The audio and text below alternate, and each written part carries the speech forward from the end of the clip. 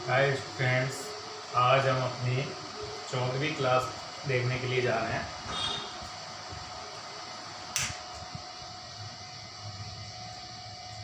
और पिछले क्लास में जो लास्ट वाला जो हम लोगों ने क्वेश्चन लिया था उसमें काटने में थोड़ा सा प्रॉब्लम हो गया था, तो उसका एग्जैक्टली अगर आप सॉल्व करोगे तो आंसर आएगा 170।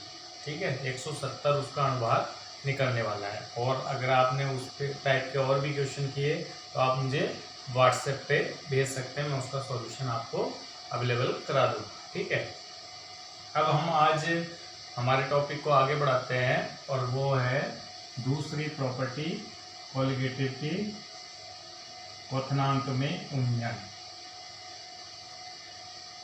इस पे भी कई सारे सवाल आपके बनेंगे। क्वथनांक में उन्नयन,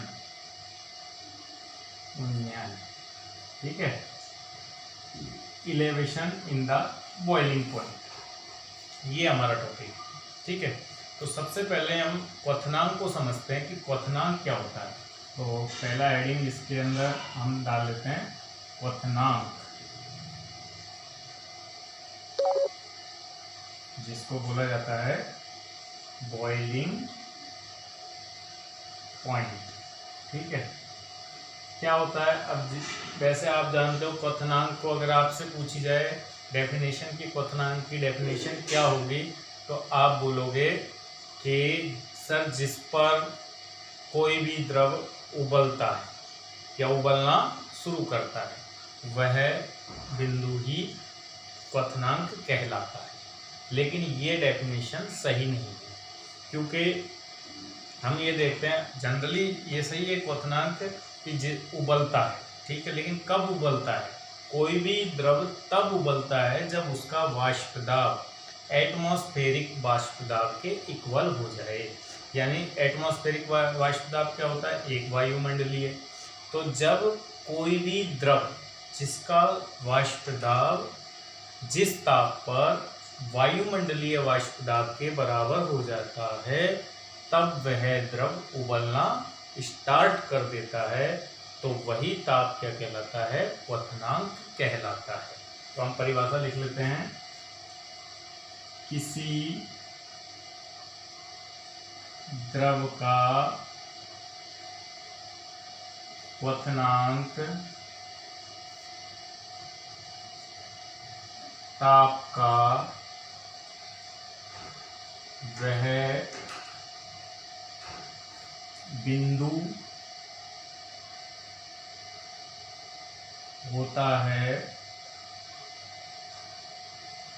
जब द्रव का वाष्प दाब वायुमंडलीय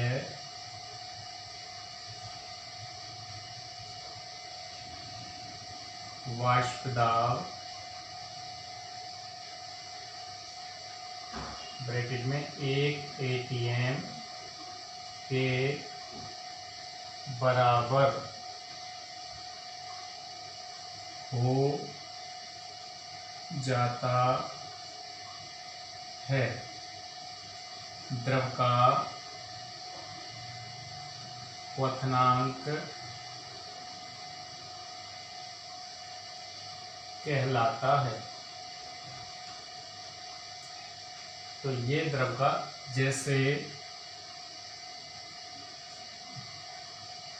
जल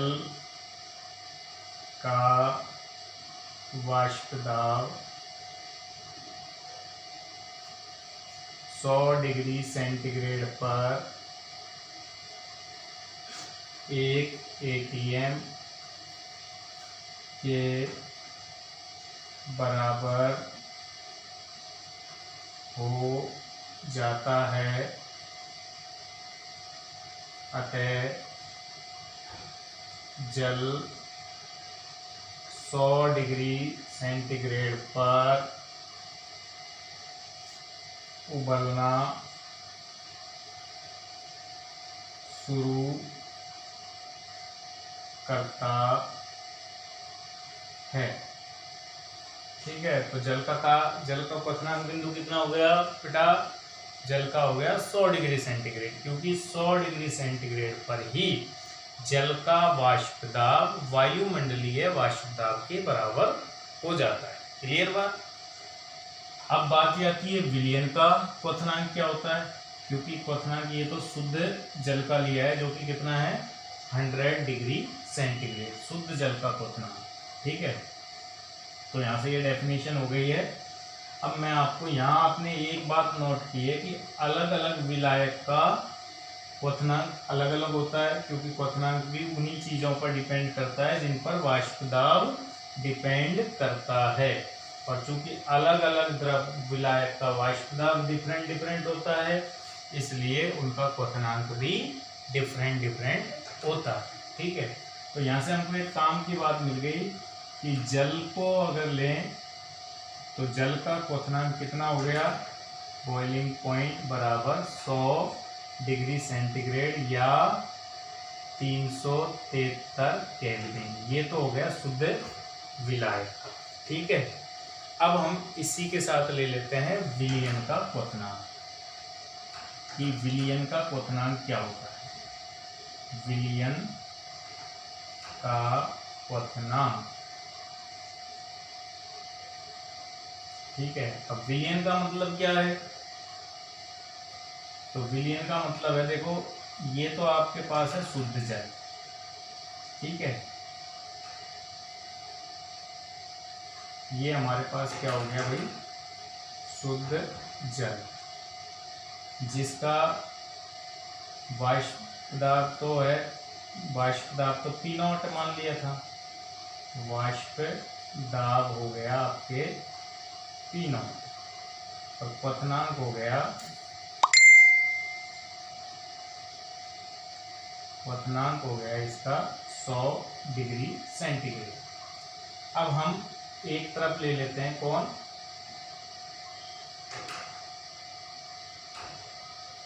एक मोलर शर्करा विलयन, शर्करा विलयन, ठीक है। अब एक मोलर शर्करा विलयन का वाष्प दाब तो हो गया क्या? वाष्प दाब हो गया Px, ठीक है। अब आप अच्छी तरह से जानते हो कि विलयन का वाष्प दाब सदैव और सदैव क्या होता है? शुद्ध विलायक की तुलना में कम होता है। क्योंकि विलयन का वाष्प दाब शुद्ध विलायक की तुलना में कम होता है, तो इस कम वाष्प दाब को पुनः 1 ATM के बराबर करने के लिए, बताओ इसे ज़्यादा गर्म करना पड़ेगा कि कम गर्म करना पड़ेगा? डेफिनेटली इसे हमको इसकी तुलना में ज़्यादा गर्म करना पड़ेगा। तो क्वथनांक क्या हो जाएगा इसका? क्वथनांक हो जाएगा इसका 100 डिग्री सेंटीग्रेड से अधिक होगा। कितने से? 100 डिग्री से।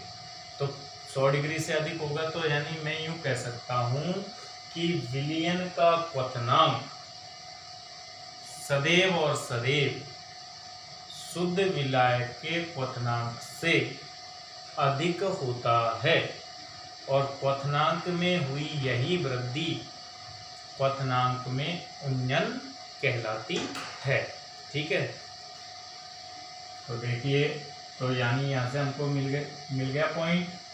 अब उसको सेंटेंस को यहाँ लिख लेते हैं हम, ठीक है। चूंकि विलयन का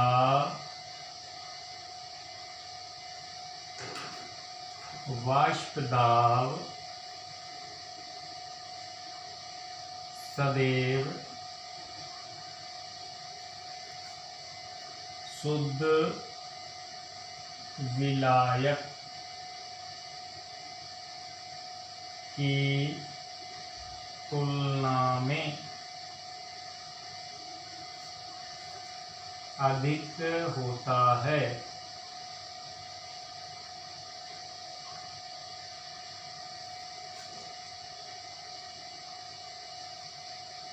अधिक नहीं, कम होता है, कम होता है।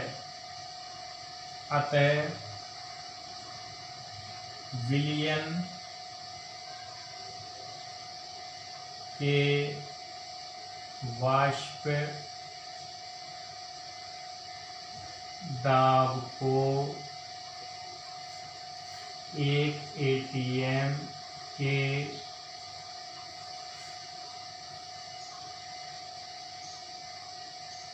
बराबर करने के लिए इसे अधिक गर्म करने की आवश्यकता होती है। अर्थात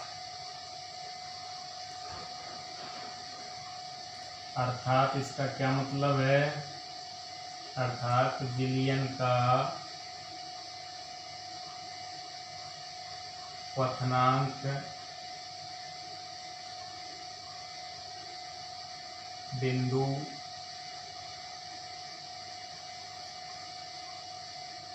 सदैव शुद्ध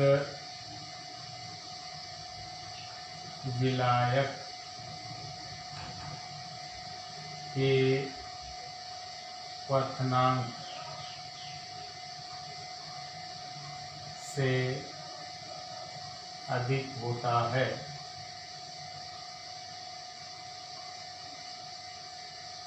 आइए इसे हम एक ग्राफ के माध्यम से भी समझते हैं।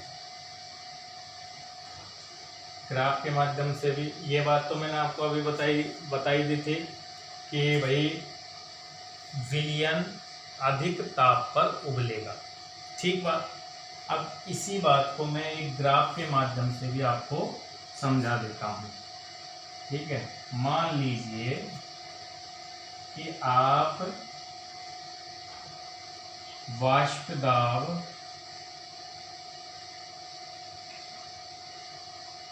और ताप के मध्य विरुद्ध ग्राफ खींच रहे हैं।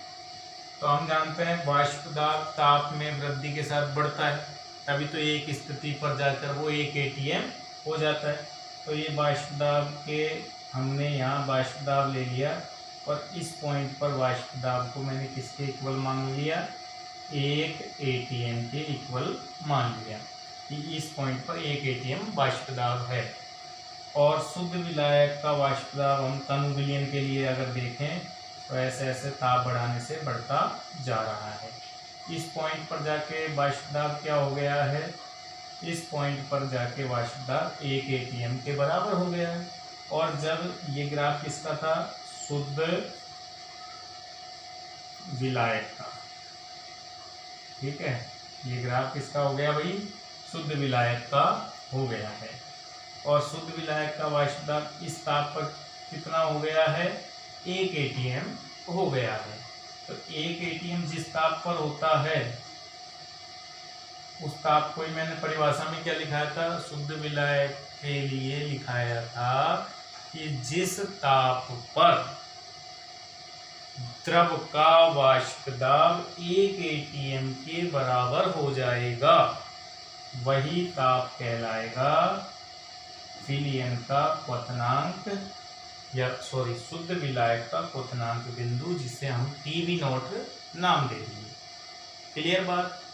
अब ये शुद्ध विलायक में हम थोड़ा सा विलयन मिलाते हैं तो हम जानते हैं विलयन का वाष्प दाब कम होता है। तो अब ये विलयन का वाष्प दाब भी ताप बढ़ाने से क्या होगा? विलयन का वाष्प दाब भी बढ़ेगा और बढ़ते बढ़ते बढ़ते बढ़ते बढ़ते बढ़ते इस ताप पर 1 ATM भी हो जाएगा, ठीक है। लेकिन चूंकि शुद्ध हर एक ताप पर विलयन का वाष्प दाब क्या था? शुद्ध विलायक की तुलना में कम। जैसे इस ताप पर ही ले लूटा हूँ तो देखो विलयन का तो ये रहा और शुद्ध विलायक का इस पे ज़्यादा है, ठीक है। तो शुद्ध विलायक, यहाँ से एक बात क्लियर हो रही है, एक तो शुद्ध विलायक का वाष्प दाब हर एक ताप पर विलयन के वाष्प दाब से अधिक होता है और विलयन का वाष्प दाब हर एक ताप पर कम होता है। लेकिन ताप बढ़ाने से ये भी सरल रेखीय रूप से बढ़ता है, किसके लिए? तनु विलयन के लिए। क्लियर बात? इस ताप पर ये भी कितना हो गया है? 1 atm। तो ये इस पर किसका 1 atm हुआ है? विलयन का। तो ये हो गया विलयन का क्वथनांक, क्योंकि हमेशा क्वथनांक वही होता है जब वाष्प दाब 1 atm हो जाए। ठीक है, तो विलयन का वाष्प दाब Ts। अब देखो T भी ज़्यादा कि Ts ज़्यादा, क्योंकि इधर ताप बढ़ रहा है तो Ts ही ज़्यादा होगा। तो यहाँ से क्लियर हो गया ना कि विलयन का वाष्प दाब शुद्ध विलायक के विलयन का क्वथनांक शुद्ध विलायक के क्वथनांक की तुलना में अधिक होता है। क्लियर? अधिक है, देखो है ना अधिक। तो ये बात देखो मैंने यहाँ हिंदी में भी लिख दी कि विलयन का वाष्प दाब सदैव शुद्ध विलायक की तुलना में कम होता है, कम है। इस अतः विलयन के वाष्प दाब को 1 atm के बराबर करने के लिए इसे इतना अधिक गर्म करना पड़ा, इतना अधिक करना पड़ा। इसलिए ये क्या कहलाएगा? क्वथनांक में उन्नयन आवश्यकता होती है, अर्थात विलयन का क्वथनांक बिंदु सदैव शुद्ध विलायक के क्वथनांक से अधिक होता है। अधिक हो गया और इतना अधिक हो गया, इसे हम बोलेंगे क्वथनांक में उन्नयन। तो देखो मैंने पहले एक चित्र बना के 1 मोलर सुक्रोज विलयन का क्वथनांक अधिक हो गया आपको प्रमाणित कर दिया। फिर मैंने ये बात ग्राफ से भी प्रमाणित कर दी। अब मैं तुम्हारे अनुभव की बातें बताता हूँ। अनुभव की बातें सुनो कि चलो तुम सोचो, एक गिलास के अंदर आपने शुद्ध पानी ले लिया, ठीक बात, और एक गिलास के अंदर हमने सुक्रोज का या मीठा पानी ले लिया। कौन जल्दी उबलेगा? डेफिनेटली शुद्ध जल जल्दी उबलेगा, लेकिन विलयन देरी से उबलेगा, क्योंकि विलयन का क्वथनांक अधिक होता है। चलो ये भी बात समझ में नहीं आई। तुमने दूसरा प्रैक्टिकल देखो कि तुमने कभी भी देखा होगा, एक तो हम शुद्ध जल के अंदर दाल गला दें और एक हम शुद्ध जल में नमक पहले डालकर फिर दाल उबालें। कहाँ जल्दी उबलेगी? पहले जिस दाल में नमक पड़ा हुआ है वो दाल जल्दी पकती है। क्यों पकती है? क्योंकि वो जिसमें आपने पहले नमक मिला दिया है वो हो गया विलयन, और विलयन अधिक ताप पर उबलता है, तो दाल को भी अधिक ताप सहना पड़ेगा। इसलिए नमक मिली हुई दाल विलयन में उबल रही है, जबकि बिना नमक के पानी में पड़ी हुई दाल विलायक में उबल रही है। इसलिए विलयन में उबलने वाली दाल को ज़्यादा ताप सहना पड़ेगा, और ज़्यादा ताप सहना पड़ेगा तो वो जल्दी पक जाएगा। चलो ये भी बात हम छोड़ देते हैं कि भाई वाष्प दाब जितना कम होता है उतना ही क्वथनांक बढ़ता है। अगर वाष्प दाब और ज़्यादा, यानी आप और ज़्यादा शर्करा मीठा कर देते हो पानी को, तो उसका क्वथनांक और ज़्यादा बढ़ जाएगा। ठीक बात। अब तुम जानते हो पहाड़ों पर वाष्प दाब में क्या आती है? कमी आती है। ठीक है, अब पहाड़ों पर वाष्प दाब में कमी आ जाती है तो क्या होगा? पहाड़ों पर वाष्प दाब में कमी आ गई तो वाष्प दाब जितना कम होगा उस कम वाष्प दाब को 1 atm पर ले जाने के लिए हमें क्या करना पड़ेगा? गर्म करने की आवश्यकता होगी। और वहाँ का वाष्प दाब, बाहरी वातावरण का जो वाष्प दाब है वो 1 atm थोड़ी होगा, क्योंकि वहाँ तो कमी आ गई है। ठीक बात है। जैसे नॉर्मली हम पृथ्वी की सतह पर रहते हैं तो वहाँ 1 atm वाष्प दाब होता है। अब हम ऊंचाई पर चले जाएंगे तो ये 1 atm घटकर क्या हो जाएगा? 0.8 atm ही हो जाएगा। तो वाष्प दाब में कमी आ जाएगी। तो अब वो द्रव जिसको हम उबाल रहे हैं पहाड़ों पर जल्दी उबल जाएगा, क्योंकि उसको तो 1 atm तक पहुंचना ही नहीं है, उसको तो 0.8 atm तक ही पहुंचना है। तो वो जल्दी से ही वायुमंडलीय वाष्प दाब के बराबर हो जाएगा। और जो जल यहाँ 100 डिग्री सेंटीग्रेड पर उबलता है पृथ्वी पर, वो पहाड़ की चोटियों पर 70 डिग्री सेंटीग्रेड पर ही उबलने लग जाएगा। और 70 डिग्री सेंटीग्रेड पर क्या दाल पक जाएगी? कभी नहीं पकेगी।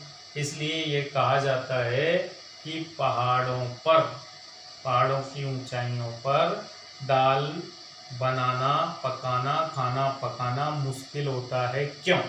क्वेश्चन आता है कि पहाड़ों की ऊंचाइयों पर खाना बनाना मुश्किल क्यों होता है, तो उसका रीजन ये आ जाएगा। ये क्वेश्चन बना हुआ है तो रीजन ये लिखेंगे कि पहाड़ों की ऊंचाइयों पर वायुमंडलीय वाष्प दाब में कमी हो जाती है।